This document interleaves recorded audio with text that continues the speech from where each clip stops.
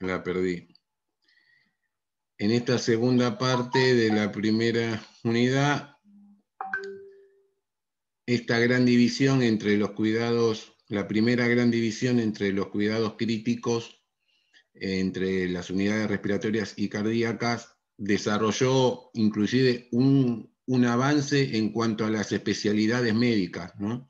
Se empezaron a hacer más intensivas en cuanto a su especialidad, inclusive desde lo tecnológico.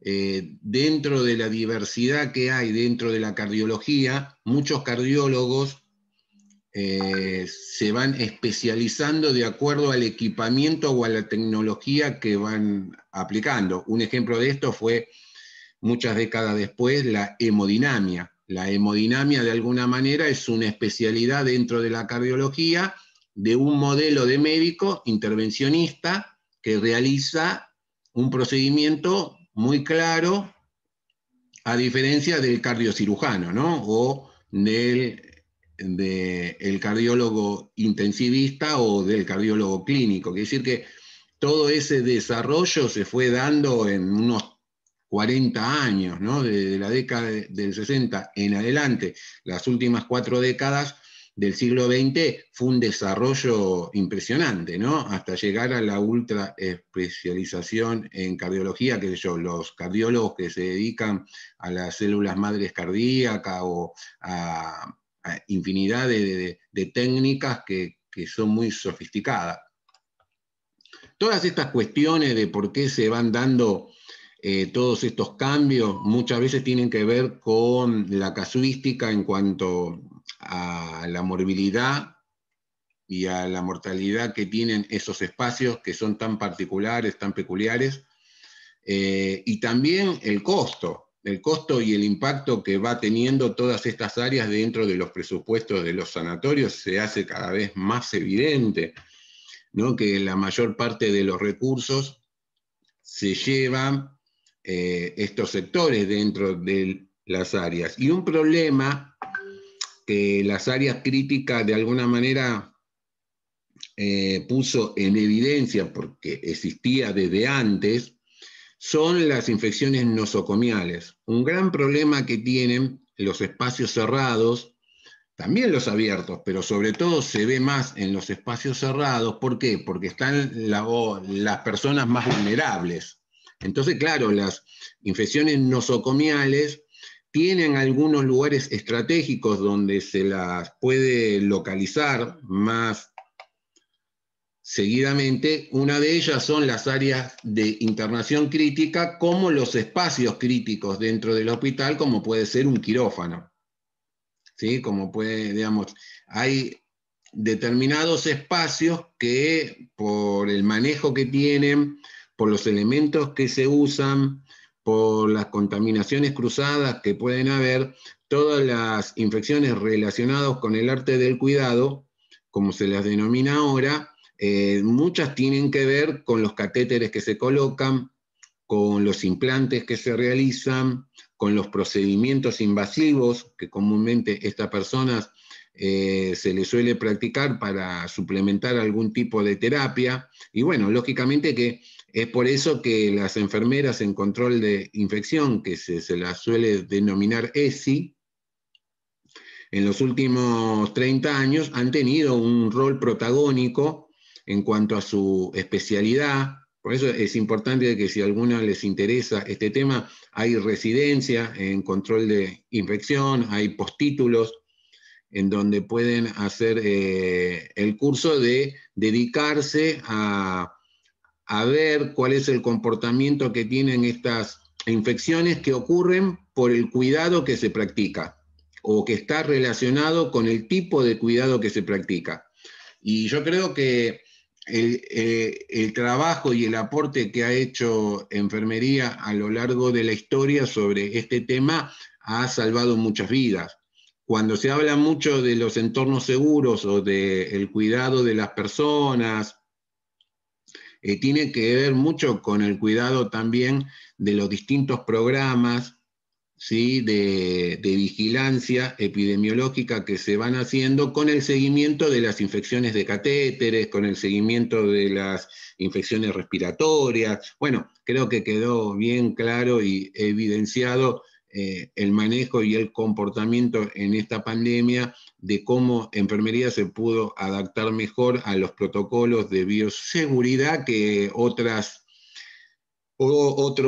actores del equipo de salud, que les costó un poco más porque siempre fueron más reacios al uso de determinadas cuestiones, al aseo o el lavado de mano, a la manipulación de los elementos.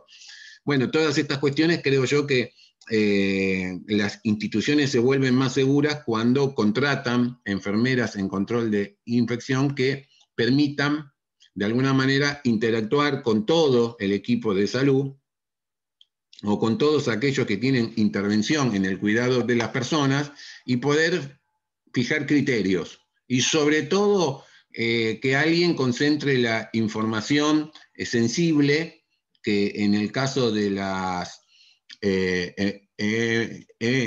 digamos, las infecciones nosocomiales son importantes que se notifiquen rápidamente, para que todo el personal pueda tener de alguna manera el cuidado necesario y aplicar las normas que sean más asertivas para el manejo de esa situación. Entonces, el tener un equipo en el control de las infecciones y que tenga buena comunicación con los coordinadores y con los que practican la asistencia directa, facilita el cuidado, el entrenamiento, el seguimiento, porque enfermeras en control de infección, a lo sumo puedes tener una por nosocomio o una por un turno de un nosocomio como mucho, y si no cuentan con la colaboración del equipo, el trabajo de alguna manera es difícil de poder pesquisarlo, llevarlo digamos, adelante, y el enfermero asistencial en los cuidados críticos colabora mucho con el trabajo de la enfermera. Lo que pasa es que muchas veces se las toma como juezas o como observadoras que están haciendo una mirada por ahí muy vigilante de ciertas prácticas, y bueno, a veces es necesario escuchar las observaciones para ir corrigiendo aquellas situaciones que hacen que las enfermedades nosocomiales o del arte del cuidado estén cada vez más presentes hoy, desgraciadamente, dentro de las instituciones. Y eso es lo que las hace más inseguras. Hay mucha gente que se muere innecesariamente por enfermedades oportunistas que ocurren en lugares que realmente no hay un manejo adecuado del ámbito de trabajo. Quiere decir que se podría muchas veces evitar, y también es importante poder cuantificarlo, ¿no? Que la información sobre estas situaciones se sepa de un servicio, cosa que en nuestro país es muy difícil. De otros servicios de otros países vos podés saberlo, pero de los nuestros nunca se sabe nada. Entonces eso es complicado. Hay una situación que comúnmente nosotros la vamos a ver dentro de una de las patologías, que es el fracaso orgánico múltiple o la disfunción multiorgánica, como la quieran llamar, prácticamente lo mismo. Es una situación que lógicamente la vemos en muchas personas que transitan por los cuidados críticos, ¿sí? El deterioro de cada uno de los casos parte primero de cuál es la causa, ¿no? De cuál es la situación, pero tienen un comportamiento y una alteración cardiorrespiratoria, renal, hemática, que de alguna manera va marcando los diferentes comportamientos y los resultados que se van teniendo.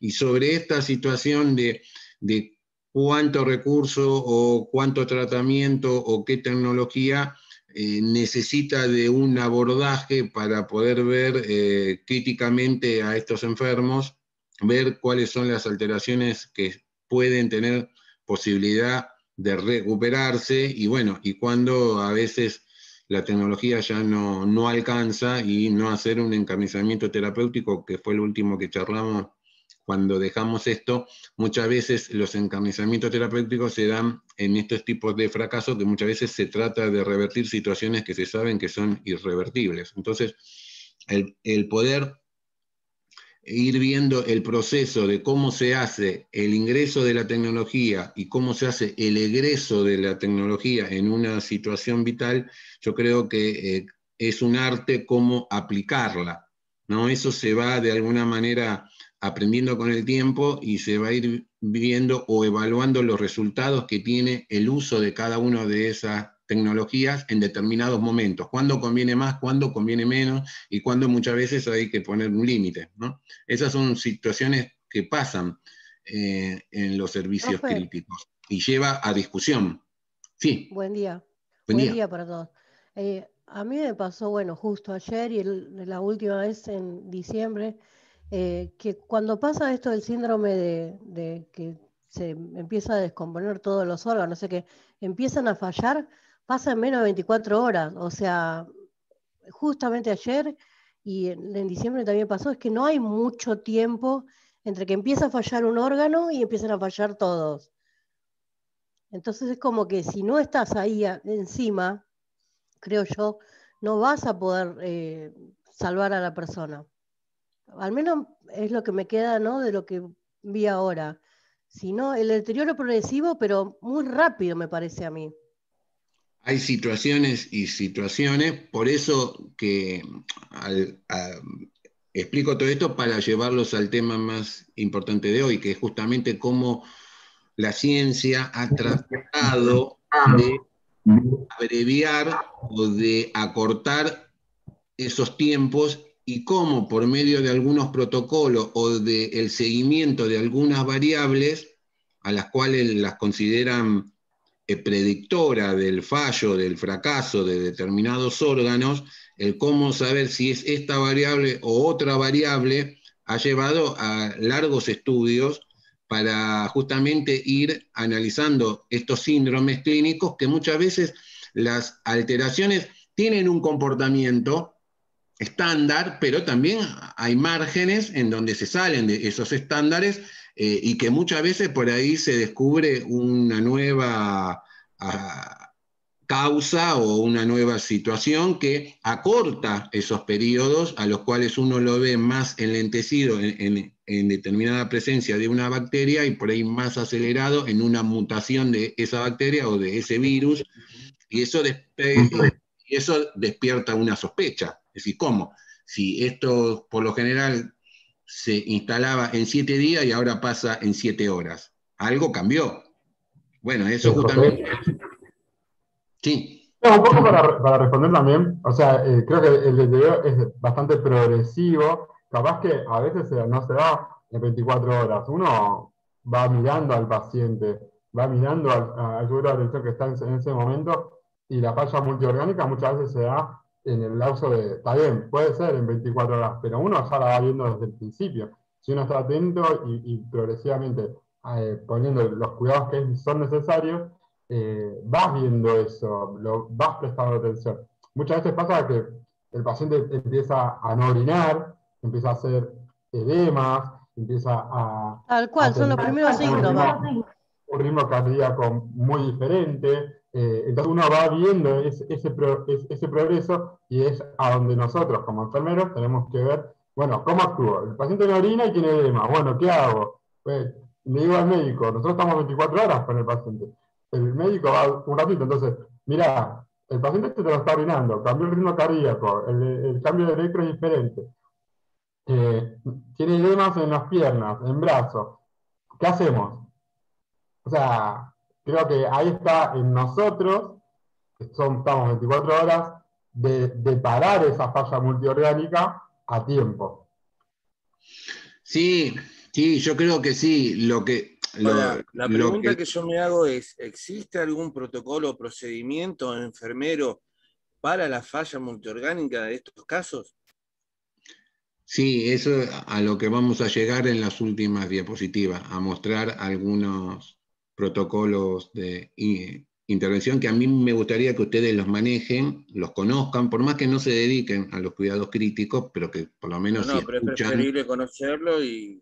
a hablar, sepan de que la ciencia justamente siempre está tratando de buscar un modelo predictivo, un modelo que trate de alertar sobre la gravedad, si va aumentando o la mejoría se va instalando. Pero ojo que esto no es una ciencia exacta, entonces lógicamente muchas veces se trabaja sobre un hilo muy fino. Lo que se dio en los últimos 30 años, pero a saltos muy altos, muy agigantados, yo creo que tuvo mucho que ver el desarrollo de otras ciencias. Desgraciadamente muchas veces tiene que ver los avances que se logran, qué sé yo, con otros fines, como puede ser la construcción de una energía para construir una bomba, o el desarrollo de un cohete espacial y un montón de aplicaciones para conocer otros territorios sin antes conocer el nuestro, ha permitido el avance de tecnologías que han brindado un conocimiento científico sumamente interesantísimo para el desarrollo de muchas unidades ultra especializadas, en donde, qué sé yo, hoy ustedes tienen la suerte de, qué sé yo, no tenés difusión, digamos, no podés tener un intercambio de gases correcto, antes te morías. Bueno, hoy te ponen en ECMO, digamos, te ponen en una bomba extracorpórea en donde te oxigenan la sangre, lógicamente, a un costo. No te pueden mantener toda la vida reemplazándote, pero te pueden dar las horas suficientes o los días suficientes para que llegue un órgano y te puedan trasplantar. Antes te morías. Qué sé yo, hoy hay muchos métodos por los cuales desde hace mucho tiempo, desde hace más de 40, 50 años, se puede reemplazar la función renal. Entonces, por diferentes métodos, bueno, tus riñones no funcionan, ninguno de los dos, bueno, te puedo dializar, quiere decir que te puedo filtrar tu sangre y sacarte todos los desechos metabólicos y además agregarte nutrientes si necesitas. Lógicamente que eso va a tener un deterioro, te vas a quedar sin tejido sanguíneo y te vas a quedar sin árbol vascular con el tiempo. Por eso que toda la tecnología tiene una finitud. Digamos, todavía la pastilla milagrosa no apareció, salvo el Viagra, pero para otra cosa, pero digamos, prolongar ciertas funciones por ahora es por un tiempo limitado. Yo te puedo ventilar, pero por un tiempo limitado, porque después los riesgos aumentan proporcionalmente y disminuyen los beneficios. Entonces, el deterioro es evidente y es progresivo, ¿sí? Sobre todo cuando la causa originaria no se ha podido solucionar o cuando el deterioro ha sido muy sistémico, ¿sí?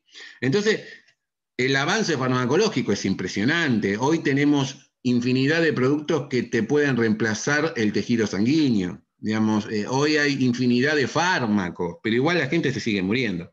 Y lo importante de todo esto es que el equipo de salud, como lo hace otros equipos de otras artes, de otras disciplinas, entienden que en todas las ramas, no solo en los cuidados críticos. Yo no soy fanático de los cuidados críticos. Tengo un gran respeto por los cuidados críticos, pero también un gran respeto por la enfermería comunitaria, por los cuidados paliativos, por todas las otras. Todos han entendido que la capacitación continua es fundamental, digamos, y en áreas en donde los cambios tecnológicos son tan importantes, vos no te podés quedar en esos espacios sin estudiar, porque te vas atrasando, digamos, te vas haciendo cada vez más incómodo en el manejo. Por eso que teniendo siempre presente que hay que limitar el esfuerzo terapéutico para no caer en el encarnecimiento terapéutico y para que la práctica de alguna manera tenga una cuota de calidad, ¿sí?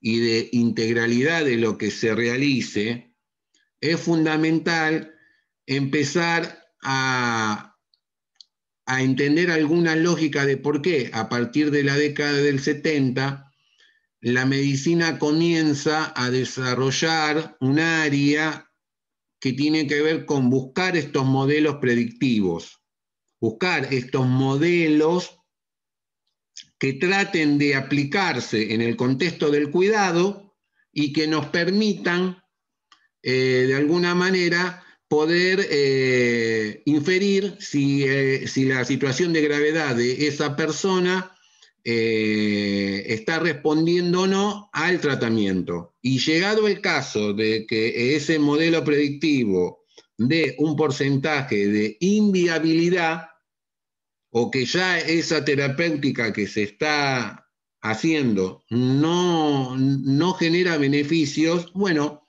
se pueda correr esa tecnología, y hay veces que es mejor no aplicar nada que aplicar algo que genere perjuicio o sufrimiento que beneficio. Entonces, ahí cuando ustedes leen el apache o el mapuche o infinidad de denominaciones de protocolos, no es que estamos viendo la historia de los pueblos originarios de América del Norte, sino que son siglas que tienen que ver con modelos de predicción que se utilizan.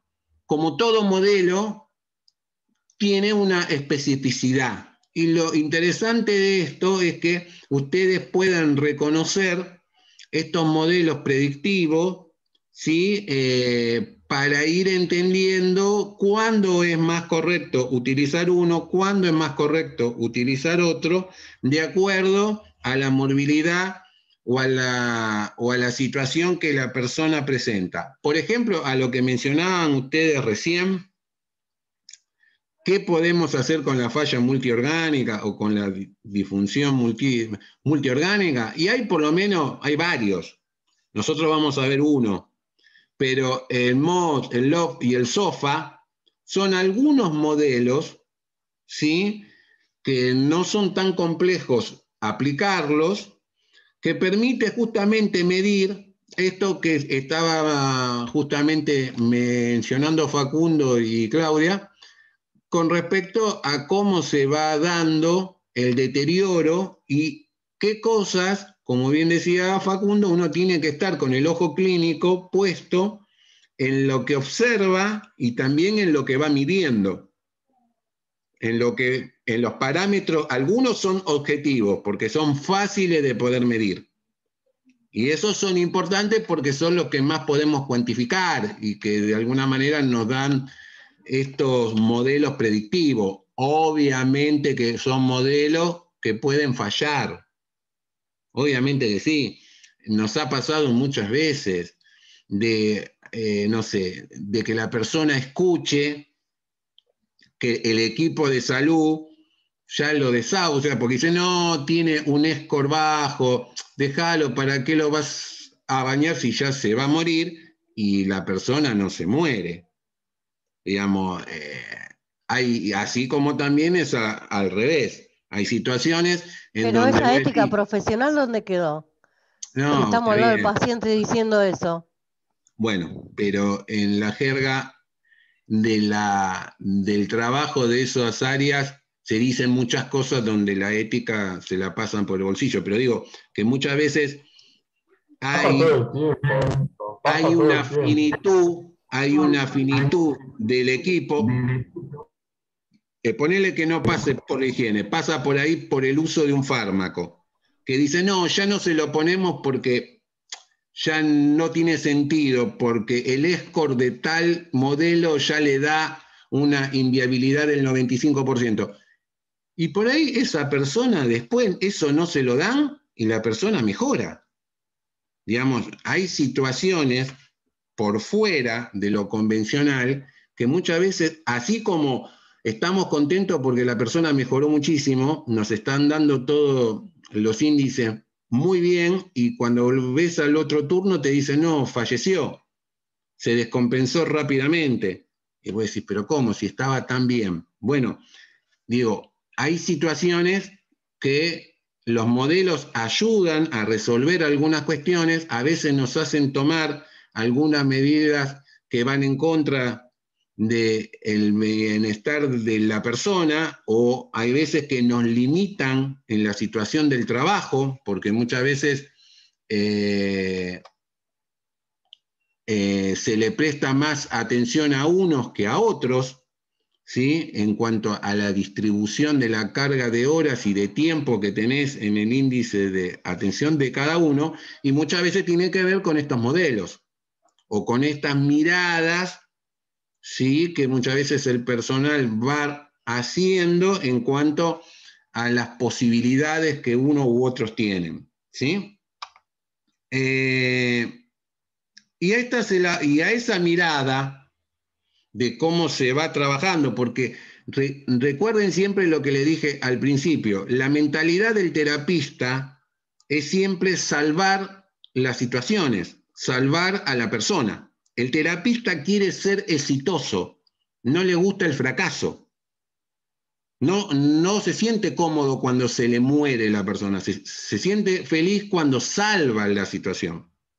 Entonces, la teoría del pronóstico, en el modelo que se vienen desarrollando desde hace ya, de la década del 70 para acá, 50 años, los distintos modelos que se vienen permanentemente poniendo en práctica con investigaciones, es tratar de sacar esa cuota de inexactitud que tiene la ciencia de la médica, y realmente es imposible porque no es exacta, es inexacta. Entonces, muchas veces queremos reemplazar la teoría del pronóstico, situaciones que no pueden ser medibles o que no están de alguna manera contenidas dentro de ese modelo predictivo.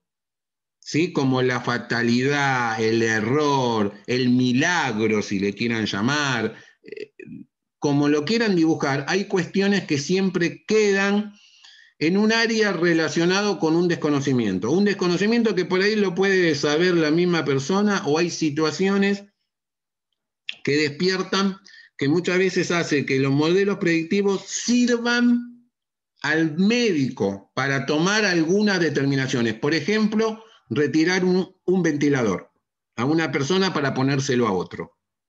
Situación que nadie quiere pasar, sobre todo cuando hay escasez de recursos, o tenés un banco de sangre limitado, o tenés un banco de fármacos de antibióticos limitado, o la analgesia limitada. Bueno, estas son situaciones que pasan hoy dentro de los cuidados críticos. Por ahí no se cuenta, no se dice esas decisiones que muchas veces se toman y que lógicamente quedan como transgresiones, pero que en algunos lugares se da con una cotidianidad que asusta, pero pasa. Es como cuando te dan 5 sábanas y tenés 20 camas. Bueno, ¿a quién cambio? Y lo correcto es cambiar a todos.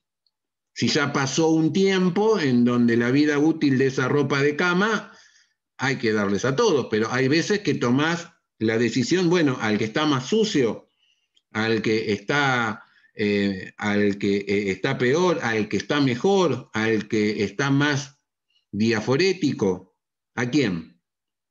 ¿Sí? Y son decisiones. Entonces, esta teoría del pronóstico se vienen utilizando en diferentes unidades del cuidado, ya sea desde las que se dedican a la urgencia, como el showroom, por ejemplo, hasta las que se dedican a la internación de corto plazo, de largo plazo, en las de ultra especialización, siempre con diferentes tipos de modelos que se van a ir adaptando a los cambios que se van a ir dando dentro de los modelos de gestión, porque tienen que ver de alguna manera, son modelos predictivos que tratan de dar argumentación a los modelos de gestión para fundamentar que hay que contratar más personal, menos personal, más tecnología, menos tecnología, aumentar la oferta que se tiene, y lógicamente que están fuertemente sostenidos con la investigación que se hace permanentemente. Si ustedes ponen en un buscador investigaciones sobre el Apache, el TIS, el SOFA, cómo se compara un modelo predictivo con otro, bueno, hay investigaciones, porque es la manera, de alguna manera, de ver de si hay algunos marcadores que nos permitan ver es esta situación tan particular. ¿Sí? Quiere decir que por eso es importante que nosotros los conozcamos, porque mucha de la información que estos modelos predictivos necesitan para llegar a ese resultado, la generamos nosotros.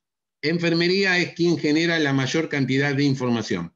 Y muchas de las hojas que se utilizan tienen que ver con esa información.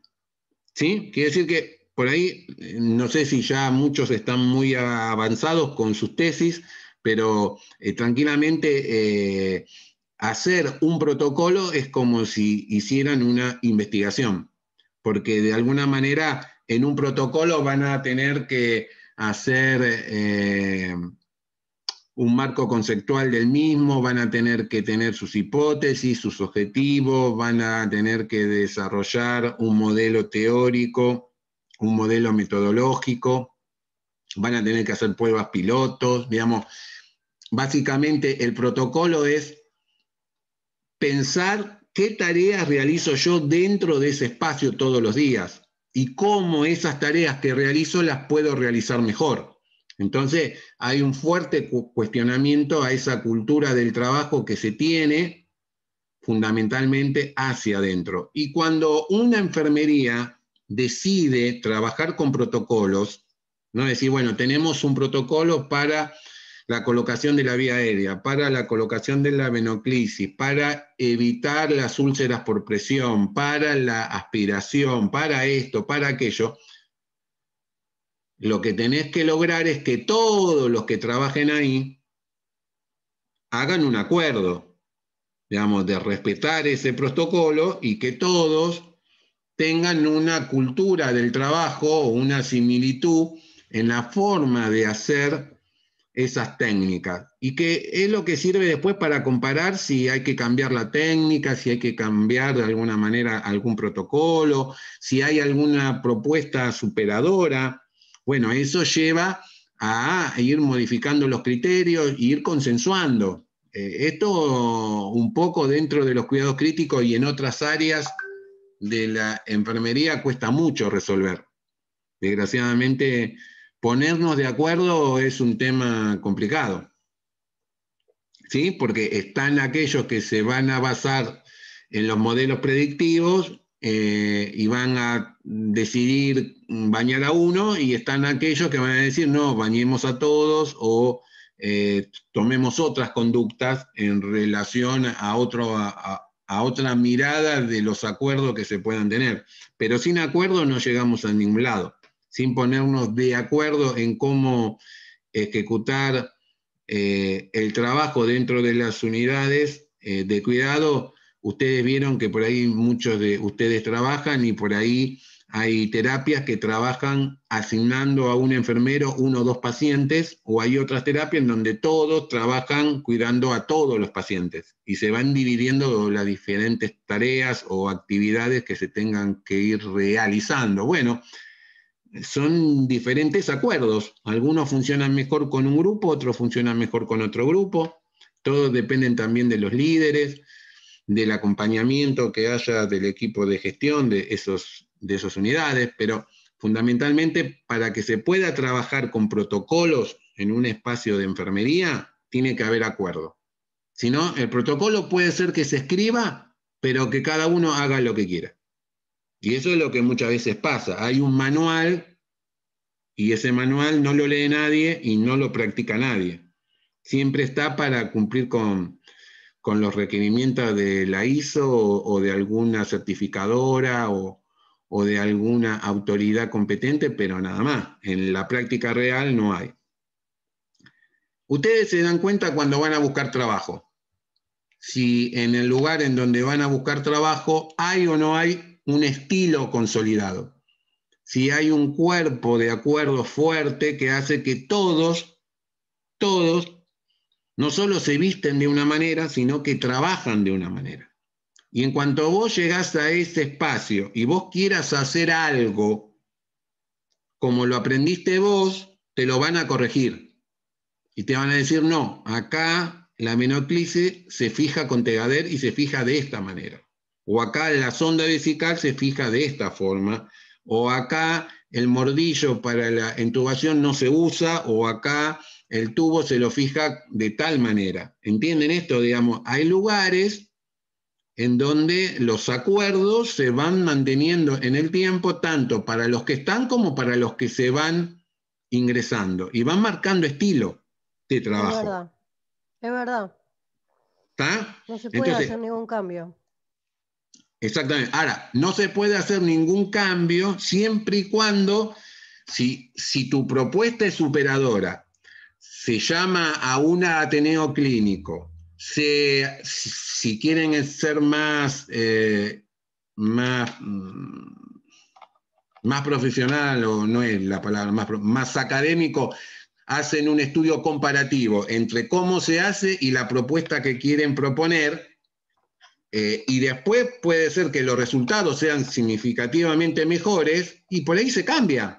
Yo creo que todo modelo tiene que ser dinámico y tiene que justamente permitir el poder ir incorporando otras, pero siempre con acuerdo. Siempre con acuerdo. Es un poco lo que nos pasa con el PAE. Digamos, así como el mundo del trabajo no logra consolidar acuerdos, el mundo académico, ustedes son testigos y son conejitos de India de cómo los torturamos entre uno y otro porque no tenemos acuerdos. ¿Entienden esto? Entonces, sin acuerdos de calidad, no hay posibilidad de comparar qué es mejor. Entonces, los estilos en algunos lugares obtienen mejores resultados porque de alguna manera hay un modelo por detrás que le va dando sustentación. Y lógicamente que el consenso es lo que tiene que primar. Digamos, el negarse por negar, como muchas veces pasa a un cambio tecnológico, no es de profesionales. Yo entiendo que se puede ser un poco conservador en algunas cuestiones, pero vos no te podés negar a de alguna manera, ante una propuesta, no meditarla, no pensarla y ver cuáles son sus beneficios. Sobre todo, cuáles son los beneficios para la persona que estamos cuidando. Después ver cuáles son los beneficios que te dejan a vos, porque muchas veces el equipo de salud no quiere algunos cambios porque se siente cómodo con ese estilo y por ahí piensa en sus intereses. ¿Sí? Entonces, acá es donde la gestión tiene que priorizar de alguna manera que primero está el interés de la persona a la cual nosotros nos brindamos para cuidar y después está el nuestro. Lógicamente, siempre pensando en los riesgos y en no exponer ni aumentar el riesgo ni del que cuida ni del que cuidamos, pero no nos podemos negar por el solo hecho de que siempre lo hemos hecho así.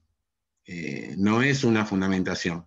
Siempre lo que nos ha mostrado los cambios es que justamente el cambiar oxigena de alguna manera estas posibilidades de poder hacer las cosas mejor. Entonces, el protocolo les va a dar una herramienta que te actualiza siempre los conocimientos, los protocolos, siempre tiene que haber literatura, ver qué es lo que están haciendo otros, tiene que ser algo continuo, ¿no? En estas miradas, eso permite que, así como charlan de muchas cosas, puedan tener conversaciones de calidad sobre cuestiones que son importantes para el cuidado y para el perfil profesional.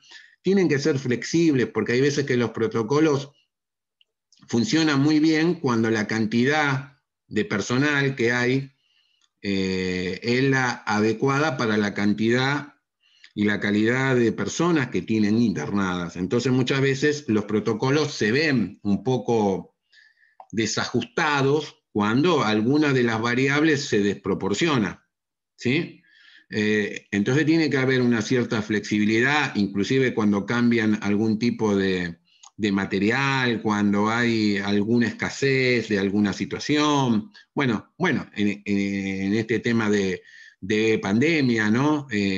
Hay que de alguna manera tener un cierto correlato ante determinadas situaciones, porque el trabajo al ser cotidiano, al ser permanente, lo que están mencionando hoy todos los medios, el gran cansancio acumulado de un equipo que no sabe cuándo esto termina, la saturación, el cansancio, bueno, son todas cuestiones que se ponen sobre la mesa, ¿no?, a la hora de rediseñar las estrategias.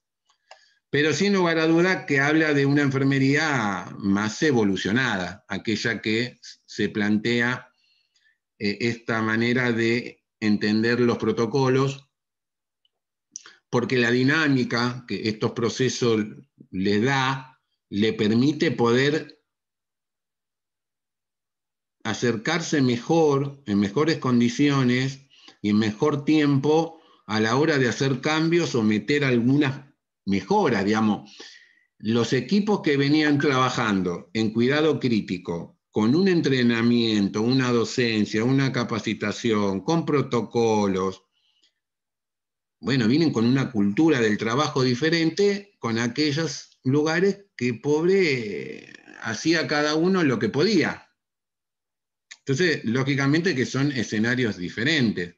También entendamos que al cambiar muchas veces las situaciones que las personas viven o atraviesan, como es este caso del COVID, hace que la práctica cambie, que haya una praxis nueva. Nos pasó con el Hanta, con la H1N1, le pasó a las enfermeras en el año 50 con la polio. Obviamente, digamos, uno tiene que estar siempre dispuesto a que una nueva praxis se adecue a una situación necesariamente, y eso va a dar el origen a los nuevos protocolos. Después se verá, una vez pasado el COVID, qué es lo que queda de lo que se vino trabajando, qué se dejará de hacer y qué quedará para siempre, ¿no? Creo que los escenarios de cuidados críticos, indefectiblemente, por lo menos a muchos les va a quedar instrumental nuevo, camas nuevas, monitores nuevos, pero más allá de eso, el funcionamiento creo que va a ser interesante.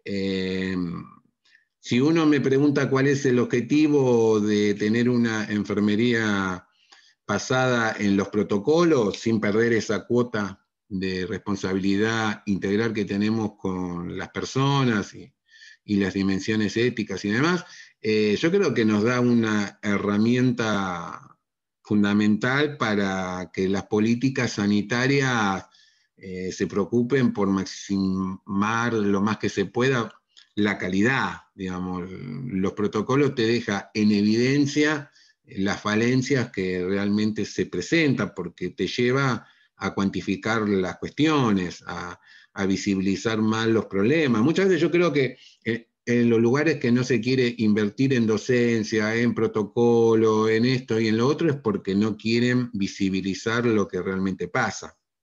Entonces, cuando vos tenés a las personas involucradas y realmente comprometidas, eso hace que se esté fijando esto que decía Claudia. ¿Por qué no lo van a bañar? ¿Qué hace falta? ¿Contratar una persona más?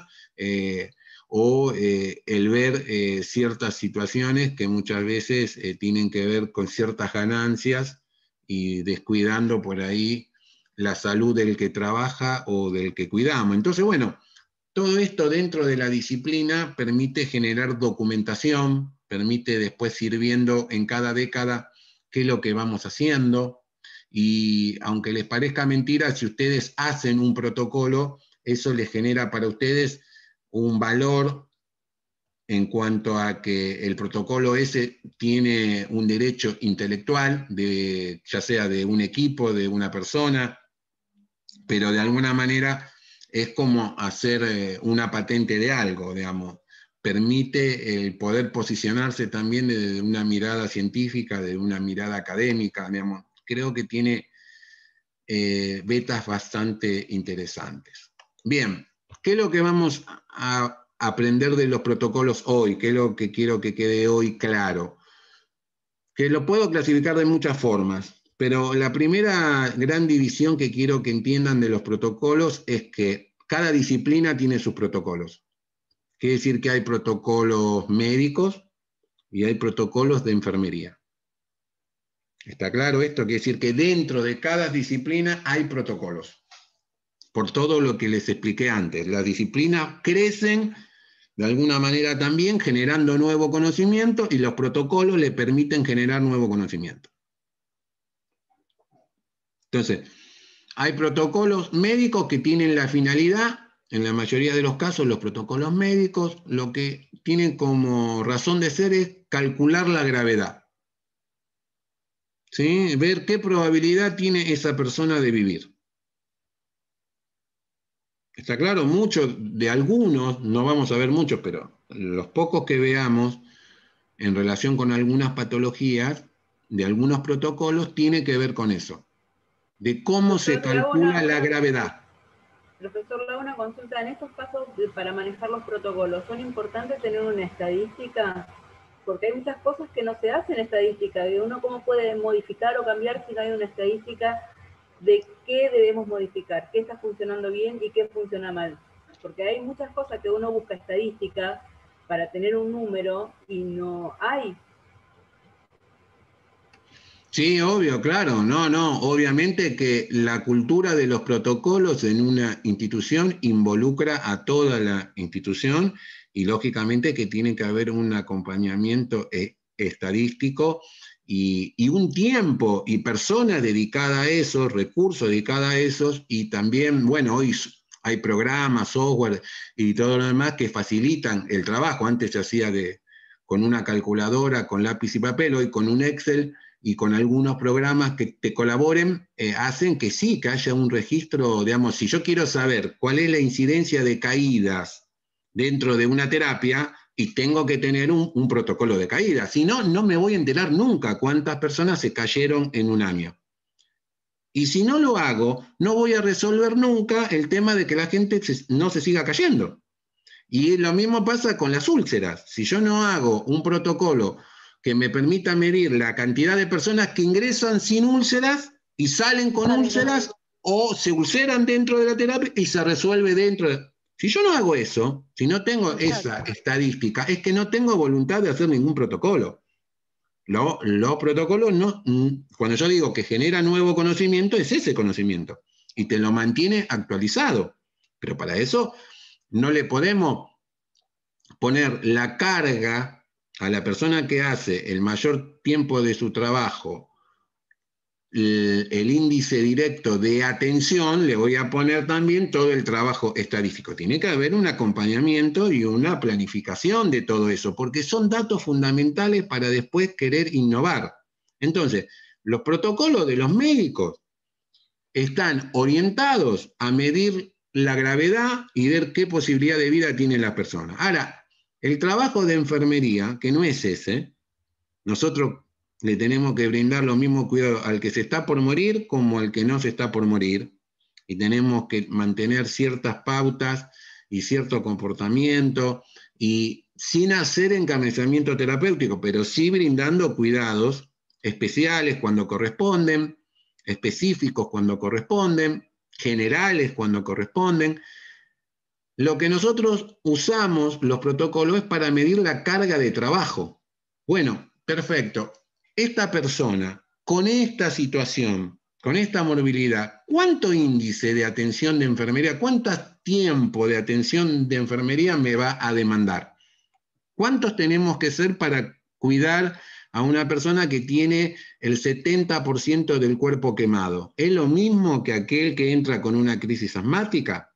¿Es lo mismo cuidar a una persona que pesa 240 kilos que a aquel que tenga normopeso? ¿Entienden a lo que voy? Digamos, los protocolos nuestros tienen como finalidad nuestro arte. Es cómo hacemos para que ese turno de 6 horas, ¿no?, con el respectivo descanso que la enfermera o el enfermero debe tener, siempre con una mirada ergonómica, bueno, ¿cómo pensamos que ese protocolo tiene que tener, ¿sí?, las herramientas necesarias para que ese tiempo que tengo para invertirlo en cada una de las personas que voy a tener a mi cargo rinda lo mejor que se pueda, le pueda sacar el mejor provecho, cuidando también al que cuida, ¿sí? Entonces, estas son las cuestiones que de alguna manera difieren un poco los protocolos nuestros de los protocolos del médico, que lo hacen sustancialmente diferente, por eso las variables son distintas. En nuestros protocolos, las variables son los cuidados que nosotros nos comprometemos a hacer con esa persona. Si no brindás esos cuidados, no has hecho un buen trabajo. Después hay que ver por qué no lo pudiste hacer. Acá escribió Fernando, la velocidad del avance tanto en medicina así como en comunicación y la dirección entre la pandemia del siglo pasado como la polio, el HIV hoy, en la actualidad, se avanza en capacitación y formación como herramienta para seguir avanzando. Sí, totalmente. Creo que tiene que quedar eso. Estas redes que se armaron, estos espacios de formación, tienen que quedar después de la pandemia. Tanto en los espacios públicos como privados, totalmente de acuerdo, sí, recién lo leo. Entonces, esto es lo primero que les voy a preguntar siempre. ¿Qué tipo de protocolos conocen? ¿Y cuál es la diferencia entre los protocolos médicos y los protocolos de enfermería? Uno mide la carga de trabajo y otro mide la gravedad de la persona o la probabilidad de vida de la persona. ¿Alguna duda hasta acá? No, Bien. lo que veo que son nombres fáciles para acordarse, entonces cuando uno los necesita usar, no es que te tenés que ir a pensar algo tan difícil, mapuche, apache, sofa, es como que es fácil eso de acordarse. Sí, porque son las siglas, Claro, muchas de pero las las hicieron a siglas propósito. están en inglés, claro, porque de alguna manera tienen que ver con los elementos de predicción a los cuales se hace cargo. Pero sí, son como muchas veces el nombre de fantasía de algún remedio, ¿no? Algunas siglas de algunas organizaciones o alguna cuestión así. Por ejemplo, el PIRO. Profe, Sí. ¿qué tal? Yo recién ¿Qué entro tal? porque traje a mi mamá del médico y como ella tuvo una ACV, entonces quiero que usted me era la diferencia entre el protocolo médico y el otro. De enfermería. Uno mide la carga horaria y el otro, profe. Sí, más que la carga de hora, la carga de trabajo, ¿ves? Lo que está acá en rojo. Uno mide la carga de trabajo nuestro que le tenemos que brindar al usuario y el otro te calcula la probabilidad que la persona tiene de vida. Qué gravedad, ¿no? Es como... Porque de alguna manera tiene un poco de articulación entre una cosa y la otra. Pero hay veces que por ahí para el médico la probabilidad es muy baja, pero para nosotros la carga de trabajo es enorme, porque la persona sigue estando. ¿Entienden esto? No siempre el más grave es el que se lleva todo el trabajo, sino muchas veces el que está menos grave también se puede llevar toda nuestra atención porque hay infinidad de cuestiones que nosotros siempre tenemos viendo, lo bio, lo psico, lo social, lo histórico de esa persona. Bueno, eso nos lleva a otras dimensiones del cuidado que no pasa solo todo por la gravedad, inclusive hasta la familia. ¿Cuántas veces le tenés que dedicar tiempo a la contención de la familia?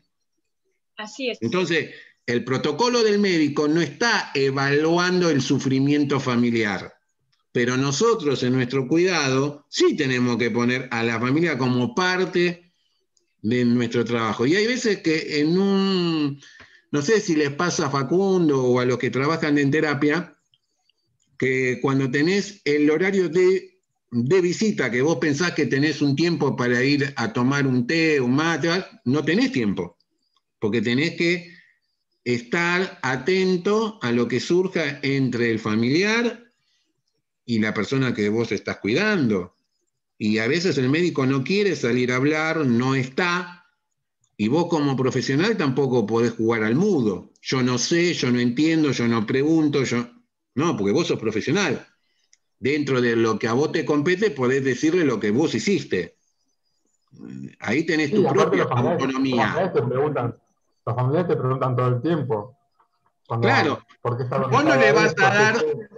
por eso, Facu, nosotros no le vamos a dar pronósticos de probabilidad, ni cuándo se va a externar, si se va a salvar, pero qué bueno es cuando vos te acercás a Facu y le decís, mire, yo lo bañé, lo afeité, lo acomodé, le aspiramos las secreciones, le hicimos los controles, ¿entendés? Y te ganaste una pastaflora, qué sé yo, no sé, o la gente se va contenta, dice, ah, qué bien cuidado que está, qué bueno, ¿entendés? Digamos, hay cosas que nosotros sí podemos decirles.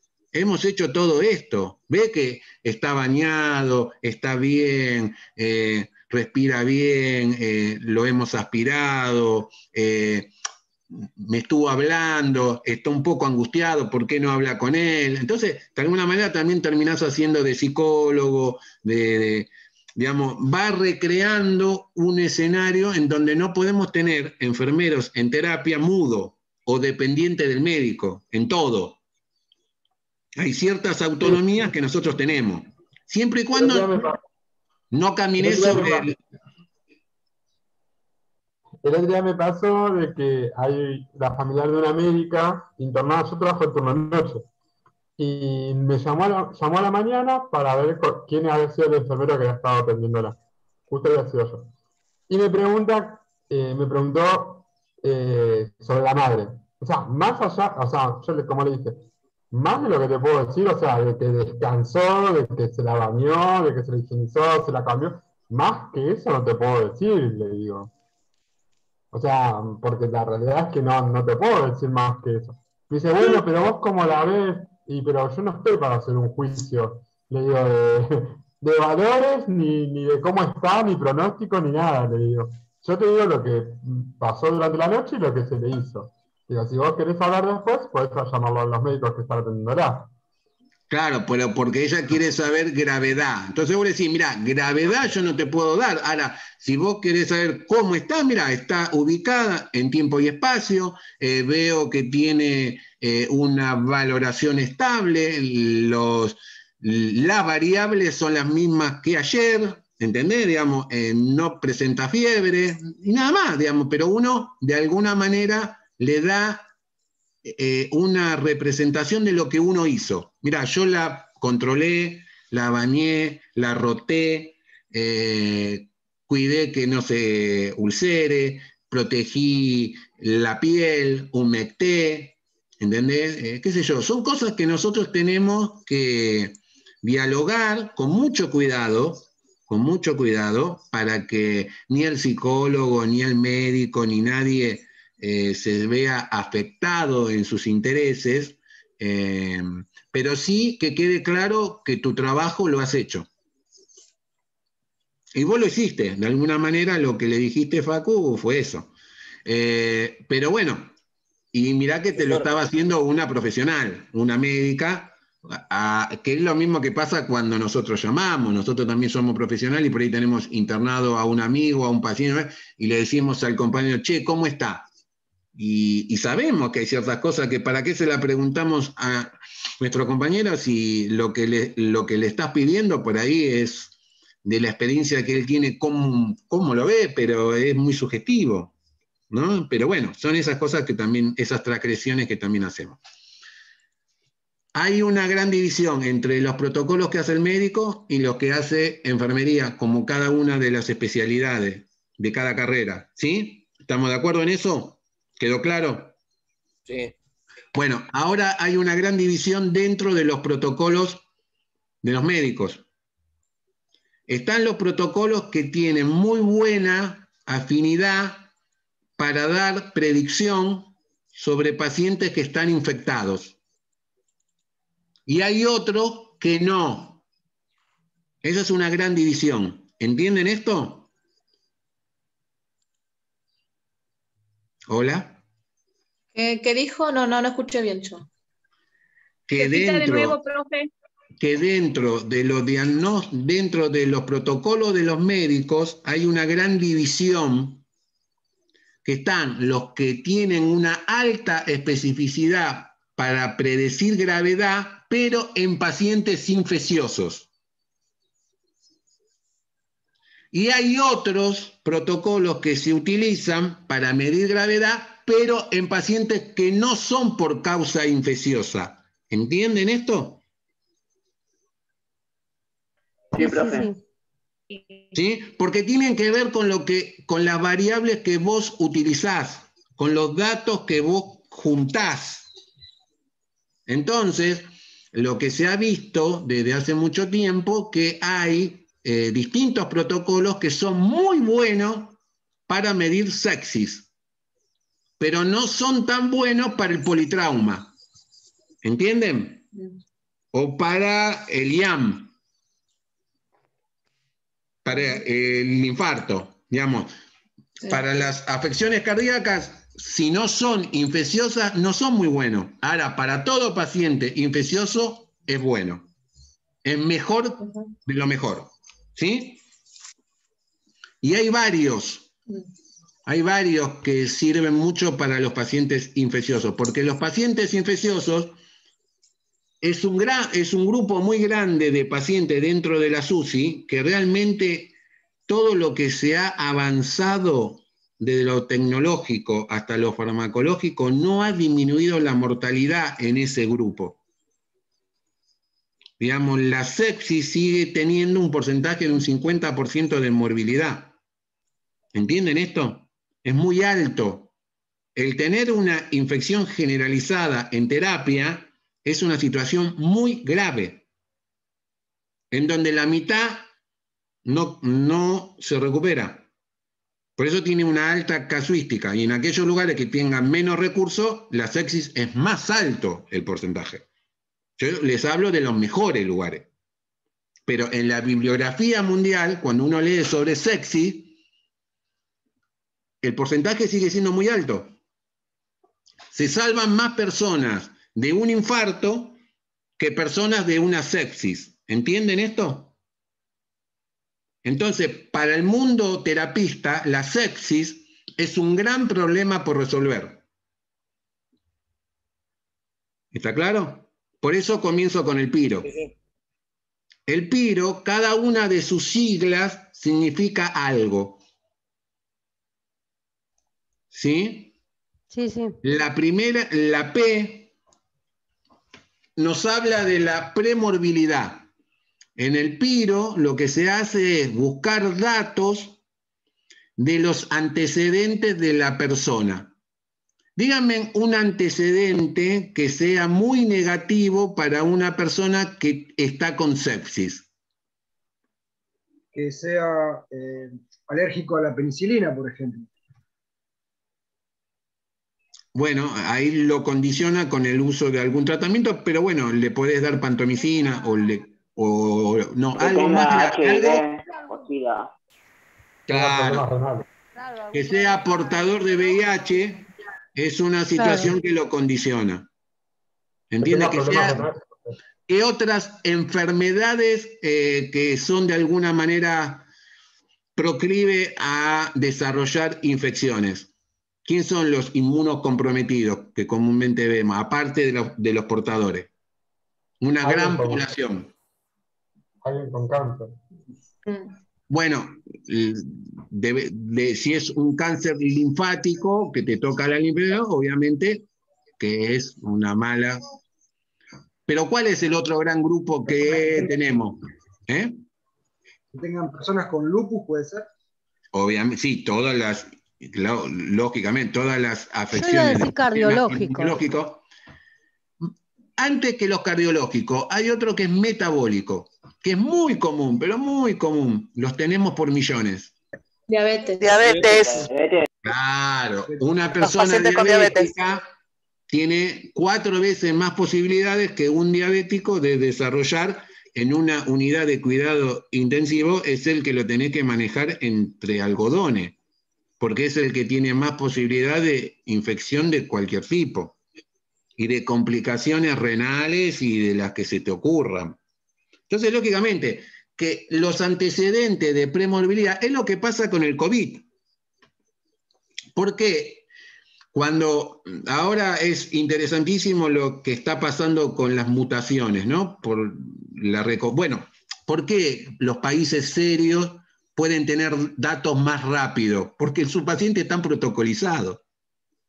Entonces ellos saben todo rápido y están acostumbrados a eso. Entonces, claro, obviamente, Chile te está dando que ahora lo que eran el primer grupo, que eran las personas mayores de 65 años, ahora es el cuarto grupo. Pasó al cuarto lugar. Solo representa el 15% de las personas entubadas en Chile. Chile está al 95% de su capacidad ventilatoria. Y el cuarto grupo de personas que tienen son los adultos mayores. Los tres primeros es el adulto maduro y el adulto joven. Y están teniendo más casos de adolescentes que de adultos.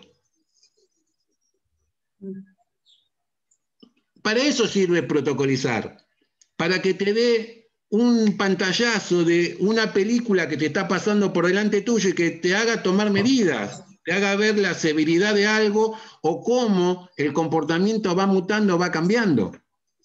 Entonces, profe, ¿estoy equivocado si digo que una estadística es una parte fundamental en un protocolo? Claro, obviamente, sí. Los protocolos se hacen en base a estadística, claro. Sí, yo hago el seguimiento de una variable, edad. Y bueno, si yo veo que la edad en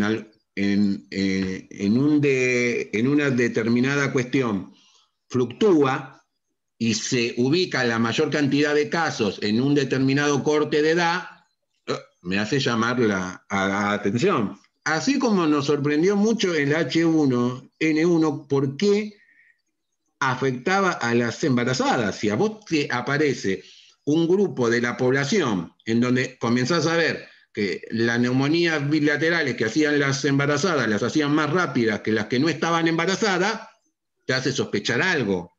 Después entrás a buscar cuál es la causa. Pero digo, el protocolo se basa, claro, son sistemas que de alguna manera afinan su puntería por la estadística que tienen. Sí, sin estadística no hay nada, no hay protocolo, no hay nada. Pero en el PIRO, lo que se tomaron el trabajo es de ver en las estadísticas cuáles son las enfermedades, ¿sí?, que de alguna manera al estar presentes en esa persona, al tener esas premorbilidades, ya sea que tenga alto, que sea dilipémico, que sea hipertenso, que sea diabético, que tenga algún problema inmunológico, que esté bajo alguna situación en especial, posquirúrgica, lo que sea, bueno, eso habla de la premorbilidad. ¿Cómo es el estadio anterior al sujeto? Y eso condiciona muchas veces, le da un puntaje. Dependiendo de si tiene o no tiene, va a tener más puntaje. La I tiene que ver con la infección. Por eso es tan importante en el shock séptico o en las infecciones saber cuál es el agente causal. Estamos viendo que no era lo mismo el SAC1 que el SAC2, no es lo mismo el ébola que el COV2, no es lo mismo el hantavirus. Digamos, podemos tener muchos virus, pero no todos los virus tienen la misma letalidad, o no tienen la misma rapidez, o no actúan de la misma manera. Entonces, ¿quién produce la infección? También tiene un valor. ¿Sí? No es lo mismo un agente de la flora endógena de la persona, que la tiene en su propia flora intestinal, vaginal, bucal, ¿sí?, en la piel. No es lo mismo algo propio, conocido por el sistema inmunológico, que por algún momento se activó, se desproporcionó, que algo que fuera foráneo y que no conoce, o que es nuevo. Entonces, la I es muy importante, da un valor de un peso importante en cuanto a la letalidad. La R tiene que ver con la respuesta. ¿De qué manera respondemos nosotros? ¿Sí? ¿Es una respuesta que se va dando de manera aguda, de manera crónica? con más o menos sintomatología, con más o menos respuesta. Bueno, la respuesta que uno va de alguna manera está pensada en el huésped. ¿Sí? Y por última, lo que el PIRO va marcando, va viendo, bueno, cuáles son los órganos afectados. Si hay un toque renal, si hay un toque respiratorio, si hay un toque hepático, mental, digamos, cuáles son de alguna manera, y eso permite clasificar a los pacientes con sepsis. ¿Sí? Está claro que PIRO es una manera de ver esa situación, pero en 4 pilares.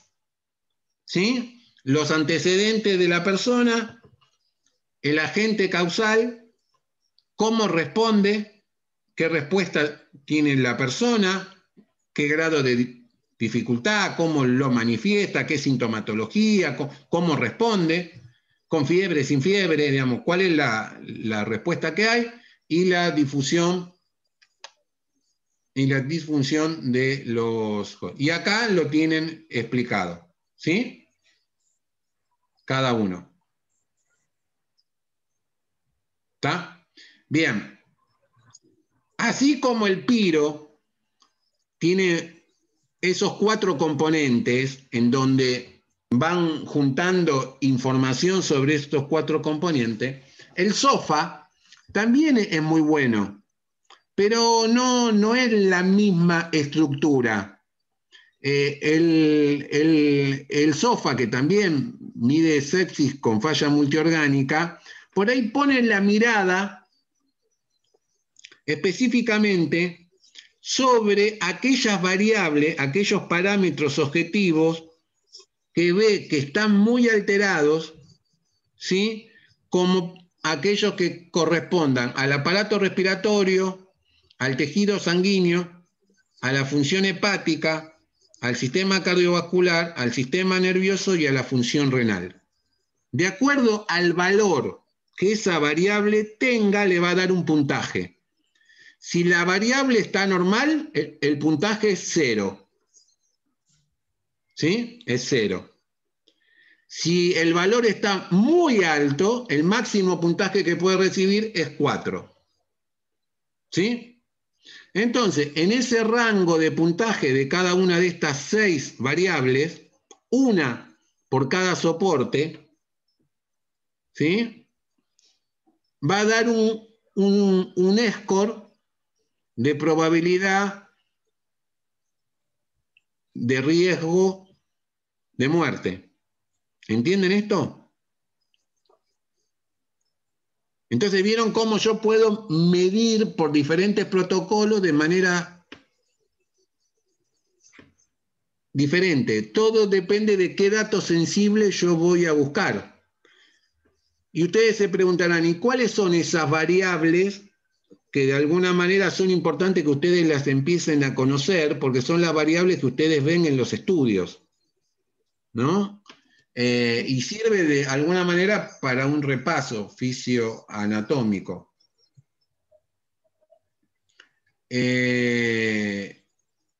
Esto nosotros lo vamos a ver en el desarrollo del SOFA, pero bueno, la cantidad, digamos, el PAFI en el caso del aparato respiratorio, la frecuencia cardíaca ajustada a la superficie corporal, la valoración neurológica, la creatinina, son algunas de las variables que el SOFA mide, ¿sí? Permanentemente. Ahora, en el que nosotros nos vamos a centrar y vamos a practicar, no sé si lo practicaremos hoy o no creo que llegue con el tiempo, pero seguramente lo practicaremos mañana o el próximo martes, seguramente, es el Apache. ¿Sí? El Apache es un protocolo que tiene muchas variables que Yo quería saber por permiten... qué dice 2. Había otro antes. Y hoy van por el número 4, 5, 6, sí, hay... Eso iba a consultar, sí, porque lo Claro, había mirado. cada versión del Apache remite algún cambio o algún agregado o al sacar algo, ¿sí? Porque justamente, como siempre hemos mencionado, de que son protocolos que se ponen siempre a prueba y siempre se los compara con otros. Entonces hay versiones. Yo me quedo con con el Apache 2, que es el más utilizado en el mundo. Este es un protocolo que, a diferencia de los otros, no tiene una especificidad para sepsis. Este es el típico protocolo que se utiliza más que nada en guardia, en showroom, en guardia, en el ingreso de un paciente a terapia que no sea séptico. ¿Está claro? ¿Qué significa la sigla que está en inglés, que no la puedo entender?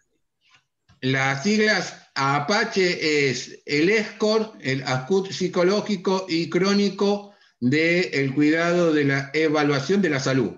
Digamos, es un cuestionario, ACUT es cuestionario, que tiene que ver con el comportamiento de ciertos parámetros, ¿sí? Que algunos son agudos, otros son crónicos, de la salud en cuanto a su evaluación. Eso es lo que significa. Digamos, es un cuestionario que permite sacar una escala, ¿sí?, de gravedad de una manera fácil, sencilla, y que por medio del seguimiento de estos parámetros, si yo lo voy comparando día tras día, cada 24 horas, yo puedo tener una evaluación de la gravedad de la salud de esa persona. ¿Sí? Profesor, ¿mide el aspecto psicológico también, dijo? Sí, tiene alguna cuestión, pero muy poco. ¿O tiene que ver más con lo neurológico que lo psicológico? Yo creo que tiene que ver más, sí, más con lo neurológico que con lo psicológico. Sí. Yo creo que más con lo neurológico que con lo psicológico. El estado de psicológico. conciencia. Claro. Claro. Entonces, el Apache 2 tiene una estructura que quiero que la puedan aprender. ¿Sí?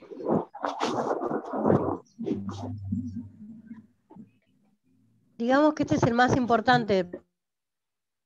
Sí, este es el más importante. ¿Podés volver a abrir, Claudia, el micrófono? Lo que pasa es que justamente... No, está bien, eso quería saber, porque bueno, nosotros fuimos viendo, y yo cuando estaba viendo el otro día la filmina, sí, me quedé más en este pensando. Y por eso Sí. preguntaba, porque había visto que decía Apache 2, digo, bueno, habrá visto otro anteriormente y se quedan con este. Pero como Sí. dicen que ya van por el 4, es como que van cambiando. Pero bueno, usemos este por ahora. Sí, yo creo que los cambios muchas veces entre un modelo y otro, uno tiene que ver cuáles son las ventajas, ¿no? Y creo que si la mayoría de las terapias siguen usando el 2, es porque sigue teniendo ese valor predictivo que por ahí otros modelos puede ser que sean mejores para otra casuística de pacientes, pero en lo que tiene que ver con la gravedad en los casos de politraumatismo sigue siendo muy bueno, o para los eventos cardíacos sigue siendo muy bueno. Entonces, o para las cuestiones metabólicas, no es tan bueno como el PIRO o como el SOFA para medir sepsis y falla multiorgánica. Para eso no. Ahora, si yo les pregunto en el examen cuál es la estructura del Apache, yo como respuesta quiero que ustedes me respondan que el Apache tiene una estructura que está compuesta por un segmento A, un segmento B y un segmento C. Y que el segmento A comprende todas estas variables. ¿Vieron todas estas variables que están acá?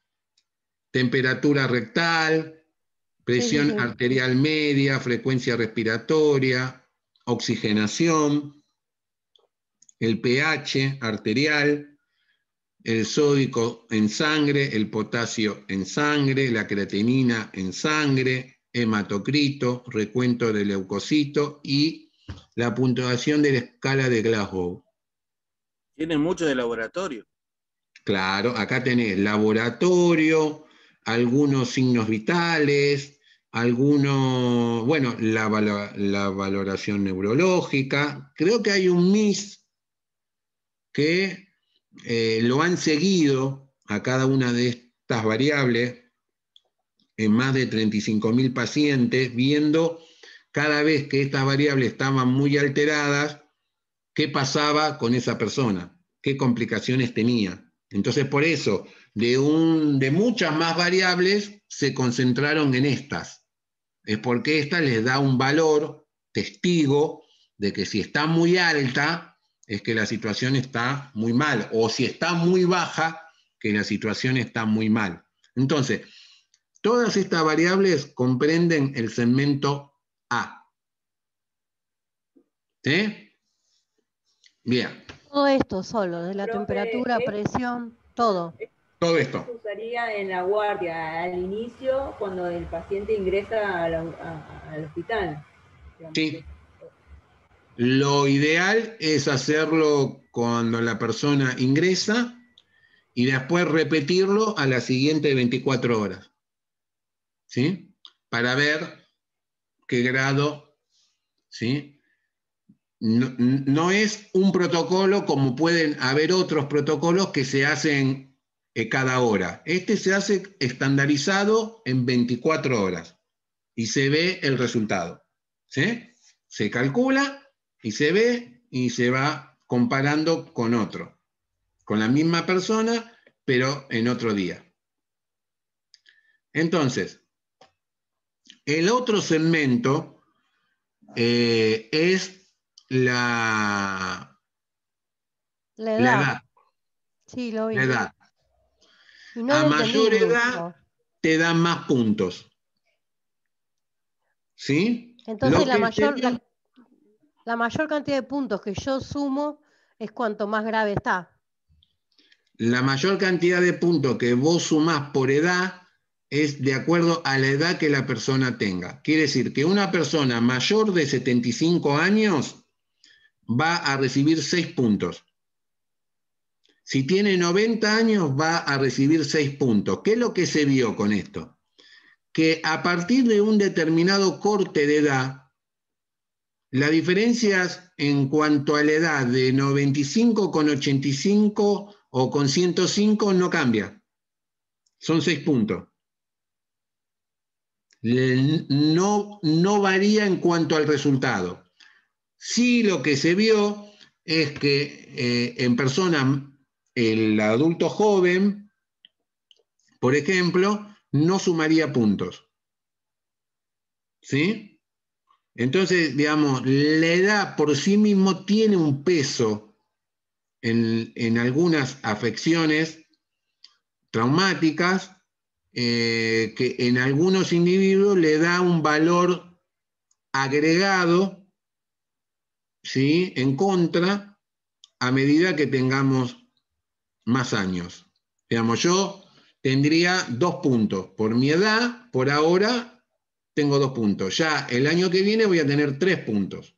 En el caso que tenga algún problema, el Apache me va a ir dando mayor cantidad de puntos a medida que yo voy teniendo más edad. Profe, ¿Sí? Sí. ¿y la estructura A tiene algún puntaje? Sí, sí, ahí voy porque es más difícil de explicarlo, pero me saco lo que es más fácil primero. Sí, sí, sí, tiene mucho, sí. Bien, el otro segmento, ¿sí?, es que le da puntaje, ¿sí?, a aquellas situaciones que si son quirúrgicas o no son quirúrgicas. ¿Sí?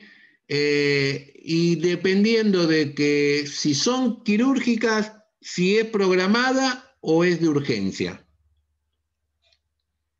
Y si no es quirúrgico, dependiendo de los antecedentes que la persona tiene. Quiere decir que también el estado previo de la salud de la persona, el Apache lo tiene de alguna manera medido, muy subjetivamente, pero medido, ¿sí? No tanto como en el segmento A, pero medido, ¿sí? Por ejemplo, con la cuestión quirúrgica. Todos sabemos, en los cuidados de las áreas críticas, que muchas veces se reserva una cama porque se sabe que va a venir una persona trasplantada o operada o de un marcapaso. Es una persona conocida, que se hizo un riesgo quirúrgico, que se sabe que hubo un proceso, digamos, hay un conocimiento previo. Entonces, a esa persona, que es una cirugía programada, ¿sí? Y que no tiene ningún antecedente inmunocompetente, digamos, que no es portador, que no está inmunosuprimido, no le suma puntos. Ahora, si es una cirugía programada, pero es diabético, o es portador, o es un paciente renal crónico, ahí le suma 2 puntos. Porque un toque tiene. Entonces le suma 2 puntos. Ahora, si la persona ingresa por una cirugía de urgencia y además tiene un antecedente, porque es diabético, porque es portador, porque lo que sea, ahí ya le suma 5. Porque lógicamente se sabe que una persona con insuficiencia renal y tiene un politrauma y lo pone en una situación más compleja. O es diabético, lo pone en una situación, encima es de urgencia. ¿Sí? ¿Les queda claro más o menos? Sí. Bien, esta parte, la parte de los antecedentes y la parte de esta de la edad, es fácil sumarlo. No requieren, digamos, lo que hay que saber es qué edad tiene y cuáles son sus antecedentes por los cuales ingresa. Y ahí se saca la puntuación que puede tener. ¿Sí? Puede ser que no reciba puntos en ninguno de los dos, como reciba máximo 11 puntos. ¿Sí? Que sea muy viejo y tenga 6, y que saque 5 por alguna de las dos situaciones que mencionamos antes. Bien, ahora nos vamos a concentrar acá, en estas variables. ¿Sí? Para eso, ustedes tienen una hoja en el material que le di yo acá, creo que a ver si la tengo reducida. Acá está. No. Esa hoja no la tengo yo. No. Profe, ¿puedo preguntar algo? Sí, preguntá. El Apache tiene un instructivo, se divide en 3 segmentos, el A, el B y el C, y explicó el A y el B, ¿puede ser? Sí. ¿O explicó solamente el A? No, expliqué estos dos. La edad y el antecedente. Ahora voy a ir al de las variables, a este. Dale. Sí, para mí, profe, para mí más difícil es el A, que me gustaría que lo vuelva a explicar, porque el B, el C más o menos es llevadero, pero el A medio que está difícil para mí. Sí, este. No todavía la profe. Este lo que no tengo acá son los números cargados. Ustedes lo tienen en la hoja de la guía. Pero es fácil de comprender. Tiene 3 cuestiones que hay que entenderlas aparte. En primer lugar, todas las variables tienen 5 posibilidades de recibir un valor. O es 0 o hasta 4. Quiere decir que puede ser 0, 1, 2, 3, 4. No más valores que eso, casi todas. ¿Sí? El valor 0 es cuando el rango del valor que yo tengo de temperatura rectal me da normal. ¿Sí? Bien, ¿hasta ahí vamos bien? Ahora, el problema que tiene esta variable es que tiene dos ejes. Por ejemplo, el de la temperatura rectal tiene dos ejes. ¿Sí? Un eje es cuando la temperatura está muy bajo. ¿Sí? La hipotermia es muy mala. Entonces, cuando el valor de hipotermia es muy bajo, el máximo que pueda tener es 4. Y es tan grave como cuando la temperatura rectal está muy alta. Cuando está por arriba de 41 grados, también recibe 4. ¿Entienden esto? Digamos, en los extremos de la variable, ya sea cuando baja mucho o sube mucho, En los extremos. el máximo puntaje es 4, que esto es lo que les escribí acá. El rango va de 0 a 4. 0 es la normalidad. Yo quiero ver, a ver si me salgo de acá, porque pensé que lo tenía... ¿Mismo con los otros también? Claro, cada uno de ellos... El mismo procedimiento es con el valor, con la presión arterial, la frecuencia cardíaca y respiratoria. Exactamente. Hay un rango de normalidad que te da 0, y cuando sube mucho o baja mucho, el máximo que te puede dar es 4. Quiere decir que es tan peligroso una bradicardia como una taquicardia. Extremas, cualquiera de las dos que sean extremas, el peligro de gravedad es el mismo. ¿Entienden esto? Ahora sí, está bien, se entiende la parte de los signos vitales, pero me llama la atención cómo puedo puntualizar de 0 a 4 en la puntuación de Glasgow para el coma. Ah, bueno, ahí estamos. Me llevaste... Eso quiero que lo anoten, porque es una de las 3 variables que tiene una cuantificación diferente. Vos tocaste una, la puntuación del Glasgow. Bien. Cuando veamos más neuro, que lo vamos a ver, existe 2 condiciones para usar esa escala.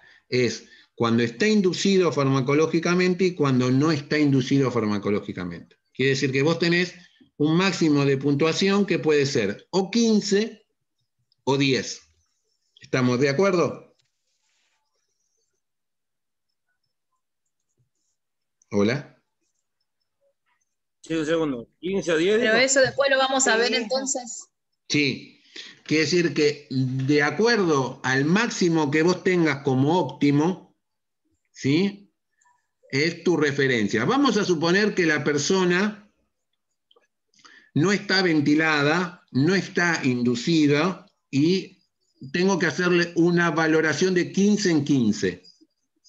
¿Sí? Yo tengo que medir 15 parámetros y ver si él tiene 15 parámetros normales. 15 en 15. Bien. La valoración está pensada que cuanto más puntaje vos tengas, mejor estás. ¿Entienden eso, no? Sí. Si yo tengo 15, hoy supuestamente todos estaríamos en 15 en 15. ¿Sí? Todos nosotros hoy estamos aburridos o no aburridos, pero estamos en 15 en 15. ¿Sí? Algunos más dormidos, otros menos dormidos, 15 en 15. Entonces yo tengo que sumarle a la escala, ¿sí? a esta valoración del Apache, no le puedo sumar los 15, porque los 15 son normales. Es como si yo sumara el 0. No corresponde. Yo tengo que sumar los puntos que le faltan para llegar a la normalidad. Entonces le voy a poner un ejemplo. Si la persona tiene una escala de valoración de Glasgow de 10 y el máximo es 15, ¿cuántos puntos le sumarían ustedes al Apache? 5. 5, exactamente. Le sumo el puntaje que le falta para llegar a lo normal. Si es 14 en 15, ¿cuánto le suman? 6. 14 en 15. Uno solo, perfecto. Y si es Está 15 bien, en 15... pero me llama la atención algo, disculpe, ¿no? Sí, Usted dale. dijo, tengo que sumarle esos 5 o ese punto que me está faltando. Pero yo, ¿cómo es que le tengo que sumar eso? De algún lugar tengo que sacar esos 5 puntos. Por ejemplo, ¿no? Del 10 al 15. Sí, yo te tengo que dar el dato. Yo te tengo que dar la valoración neurológica que la hace el médico o la haces vos, te da una puntuación que es 10, vos sabés que el máximo es 15 y vos en el sumado de todas las variables, cuando te toque poner la puntuación de cuánto suma por Glasgow, en vez de poner 10, pones 5. Claro. ¿Entendés? Toda esta lista, entiendo. No, sí, está bien, ya lo entendí. toda Está bien. esta lista nos va a dar un puntaje de cuántos puntos voy a ir sumando. Entonces, claro, yo me estaba olvidando de todo lo demás. Claro, es un punto, digamos, suma 5 puntos más, que cuanto más puntos tenés en el Apache, peor estás. Cuanto menos puntos tenés en el Apache, mejor estás. ¿Entendés? Digamos que la parte de los signos vitales y la parte de laboratorio tendría que dar 0 como para no tener tantos puntos. Claro, claro. Yo te tendría que dar un hemograma, darte los parámetros vitales, que eso hay un ejercicio para hacerlo, pero no creo que lleguemos hoy por el horario. Quiere decir que te quiero explicar cuáles son las trampitas o las adecuaciones que tiene este protocolo tan importante. Una de ellas es la que vos tocaste, la valoración neurológica. Yo tomo el dato del neurólogo que lo evaluó, dijo que la persona presenta 10 puntos de un total de 15. Bueno, yo para el Apache le voy a sumar 5, lo que le falta para la normalidad, para llegar a la normalidad. ¿Queda claro? Quiere decir que los puntos obtenidos se los resto a los puntos totales. Entonces me da 5. ¿Estamos de acuerdo? Sí. Está bien. ¿Seguro? No hay duda. Bueno, voy a ir a otra que es más fácil, que es la segunda, que tiene complicaciones, que se diferencia de las otras, que es la creatinina sérica. Algo recordarán cuando vimos renal, nosotros vamos a volver a ver renal, las patologías más graves, la más crítica. La creatinina sérica, cuando el valor que te detectan en sangre de creatinina, lo que vos acumulaste de creatinina en sangre, es mayor a 3,5 miligramos por decilitro, ¿sí? Eso habla de fracaso renal. Es muy grave tener tanta cantidad de creatinina. ¿Entienden esto? Entonces, es la única variable que si vos llegás a tener una persona que tiene 5 miligramos por decilitro de creatinina, 5, tiene 5. Vos le tenés que sumar el doble de la puntuación máxima. Si la puntuación máxima es 4, en ese caso sumaría 8 puntos. ¿Entienden esto? Profe, haga ahí un parate. ¿Y por qué le vamos a sumar el doble si nosotros tenemos, usted dijo, dio 2 ejemplos, de 3,5 o de 5 miligramos por decilitro de creatinina en sangre? ¿Cómo sería ahí la puntuación doble? Porque ahí ya me perdí. Hasta ahora venía bien.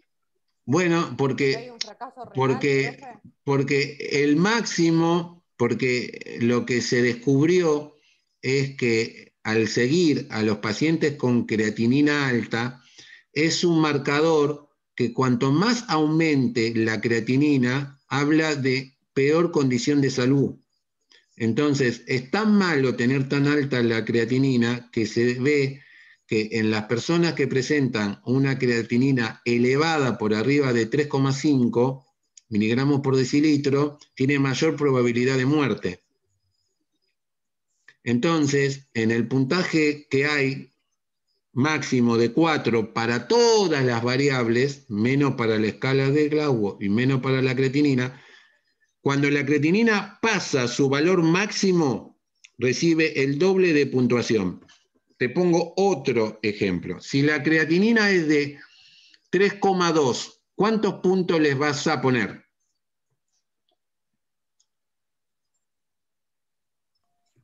8, porque ya está pasando lo normal. 3,2. 3,2. 3,2. 4, exactamente. Le voy a poner el máximo, pero no pasa 3,5. Solo cuando pase 3,5 le voy a poner el doble de puntuación, que es 8. ¿Entienden esto? Pero puede ser que la persona tenga la creatinina normal, que tenga una creatinina de 0,5 o de 1, y le voy a poner 0. Todo va a depender del valor de la creatinina. A mí me gusta mucho que aprendan el Apache, porque es la única manera que van a aprender los valores de las variables.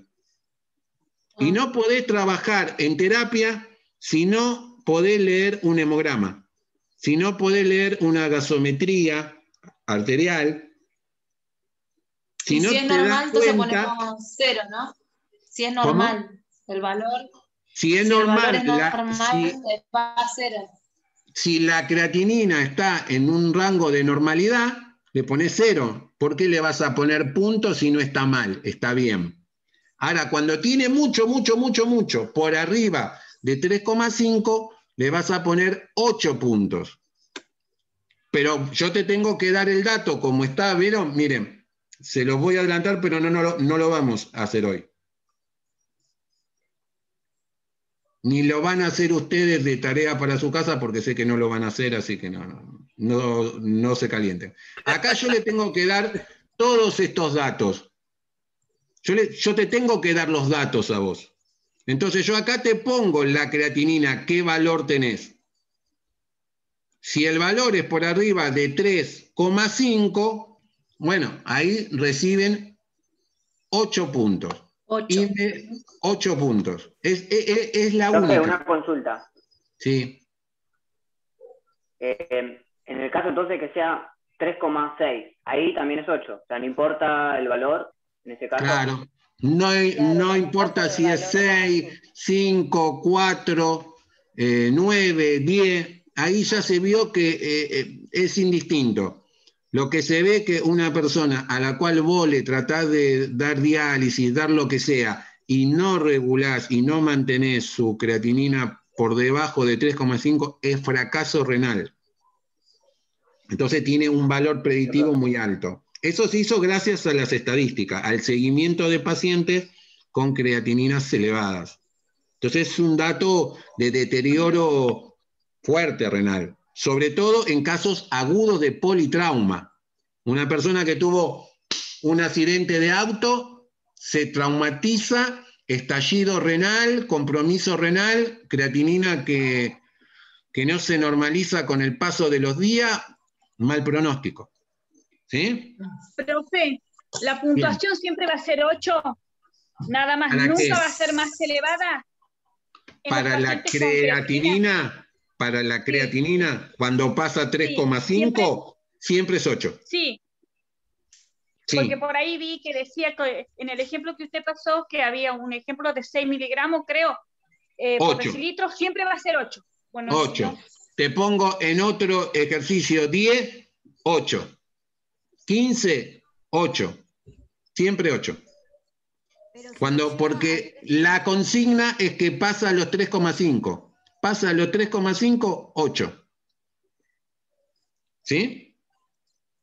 Bien. Ahora, esta última, y hoy terminamos acá, es la más difícil de entender, pero se entiende fácil. Hay que poner un poquito de voluntad nomás. Es el tema de la oxigenación. El tema de la oxigenación. Para eso voy a ir al ejercicio, porque no tengo la planilla que tengo que tener. Ustedes busquen en el apunte de la bibliografía la planilla de los valores normales del Apache. El Apache toma 2 variables para la oxigenación. Es en el único caso que te da dos posibilidades de que vos elijas una variable o otra variable. ¿Sí?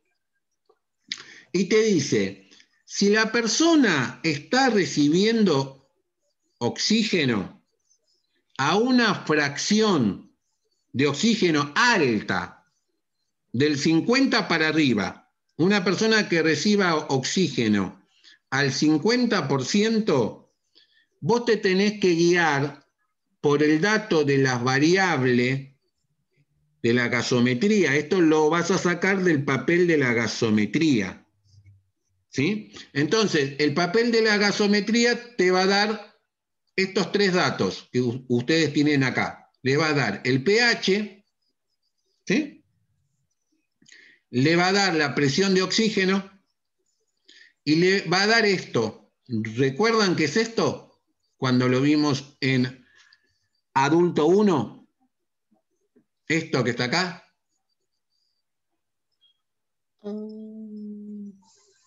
Esto es el oxígeno que hay en el alvéolo, el oxígeno que hay en el capilar.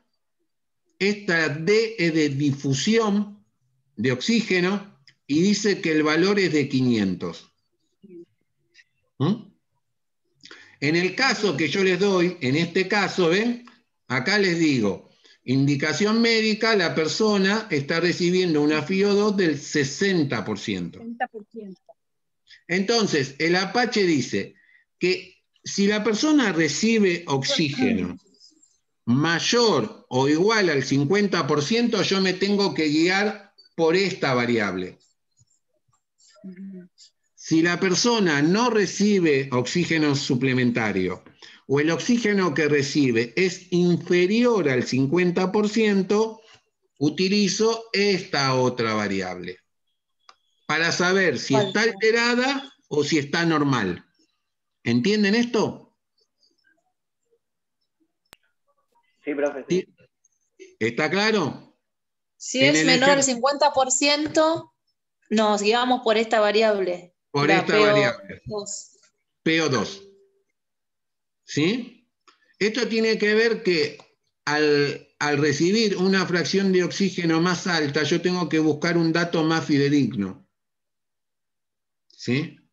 Entonces, después cuando veamos la fisiopatología del alvéolo lo van a entender mejor.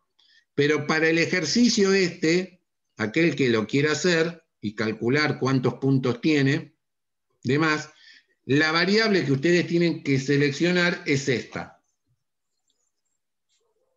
¿Sí? ¿Por qué? Porque el dato que yo te doy en el ejemplo te lo está marcando, porque está recibiendo una fracción de oxígeno inspirada mayor del 50%, igual o mayor del 50%. ¿Está claro? Sí. Bueno, genial. A ver si quedó claro. Para los que igual no lo hagan, después lo vamos a hacer juntos.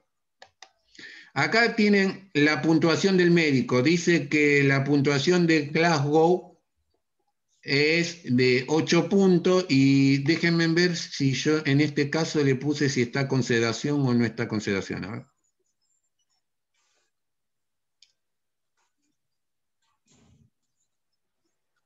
Bueno, vamos a suponer que está con una máscara de alto flujo que está recibiendo al 60. No dice que está ventilado ni nada por el estilo. Quiere decir que es una puntuación de 8 en 15. ¿Cuántos puntos sumarían? 7. Muy bien.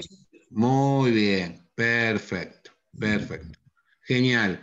Y en este caso de la creatinina, ¿cuántos puntos sumarían? 8.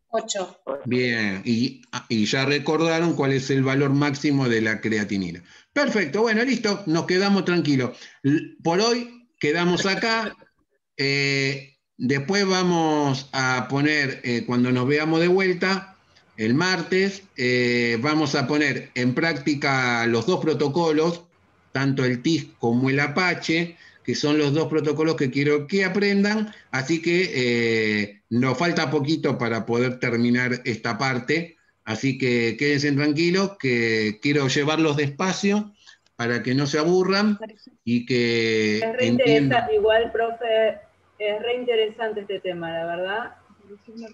Sí, para los que les gusta gestión, creo, o para aquel que de alguna manera quiere interpretar mejor en el entorno donde trabaja, conocer un poquito más fino que el mismo sustrato de esa persona nos está dando información, que lógicamente, ¿qué es lo que hace el médico? Recopilar toda la información de todos los estudios más lo que nosotros le decimos y de ahí va conjeturando un pronóstico que siempre es reservado, pero que nunca es exacto, pero que bueno, que tiene una cierta idea. Lo que pasa es que el enfermero lo hace más a ojímetro. A veces el ojímetro falla también, ¿no? Es como todo.